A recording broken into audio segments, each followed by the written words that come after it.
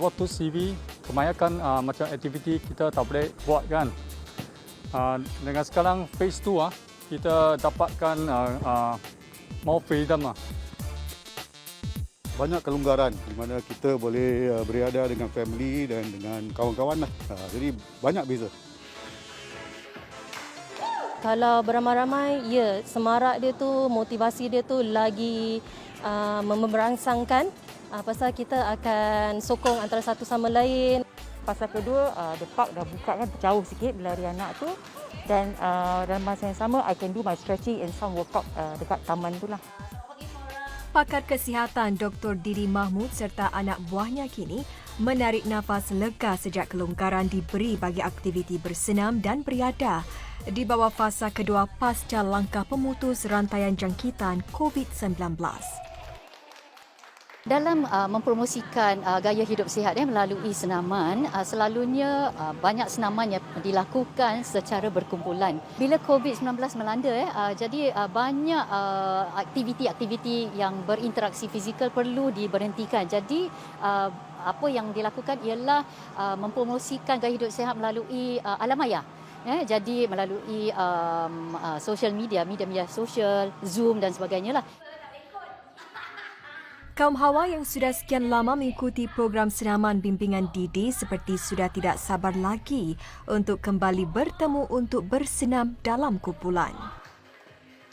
Kalau sebelumnya COVID, kita senaman beramai-ramai, jadi tak bosan. Dah jadi COVID ni, suddenly kena sorang-sorang, mentality nak kena kuat lah. You just have to motivasi diri tu nak kena kuat, pasal tak ada orang keliling kita. Perbezaannya FB Live tu kita memang interaktif antara Didi dengan kita. Cuma kadang-kadang tu boleh curi-curi lah, boleh pause-pause, banyak pause-pause. Kalau dalam kelas tak ada pause-pause. Jalan terus saja. Bila kita berinteraksi secara fizikal, bila bersenam, jadi apa yang dilakukan, senaman yang dilakukan dengan pergerakan yang salah boleh diperbetulkan. Tetapi kerana di alam maya, jadi kita beritahu, okey, tukar sebegini ataupun tukar sebegitu. Kadang-kadang mereka tak faham. Kalau misalnya kita di belakang tabir, seperti di social media dan di Zoom dan sebagainya, jadi kadang-kadang mereka buat ataupun tak buat. Jadi di situ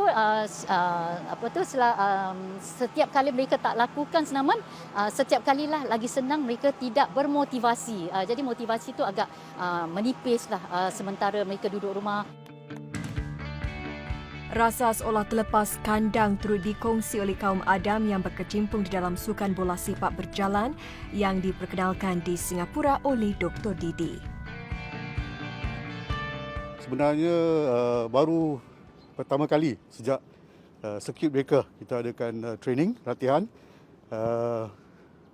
Kita prepare untuk national tournament. National tournament yang akan diadakan tidak lama lagi.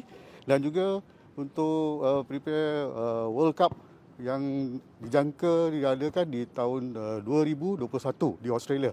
Kita boleh buat aktiviti tapi pastikan mesti nak social distance lah. Yang itu kita mesti ingatkan. Itu safety measure kita, kenapa kita mesti perlukan ikutkan kerana kita mau stopkan itu COVID-19.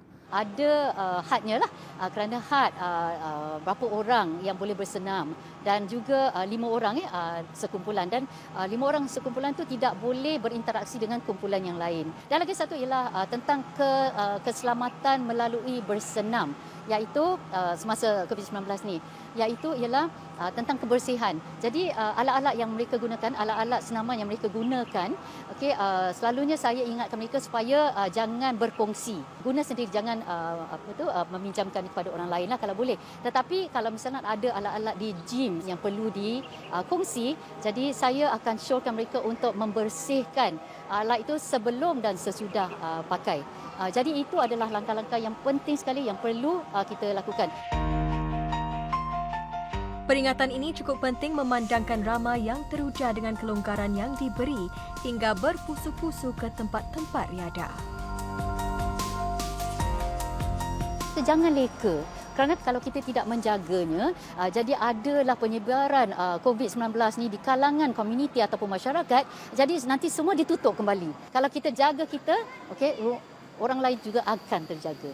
Jadi masyarakat prihatin, itulah masyarakat sihat dan sejahtera.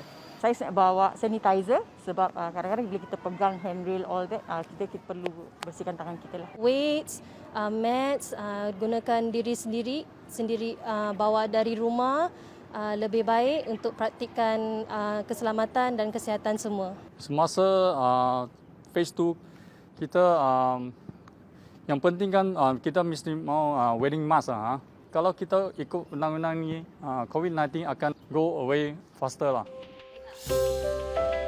Meneruskan gaya hidup sihat namun mematuhi segala peraturan yang ditetapkan, semuanya dilakukan agar wabak COVID-19 segera berlalu.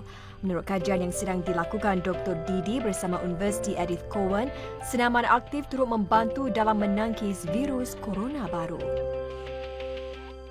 Menurut kajian, bila kita melakukan senaman, tubuh kita akan mengeluarkan sejenis antioksidan enzim, yang dipanggil ECSOD lah. Itu yang saya kaji itu. Extracellular superoxide dismutase, di mana dia akan dikeluarkan oleh otot-otot kita bila kita bersenaman. Terutama sekali bila kita bersenam secara kardiovaskular.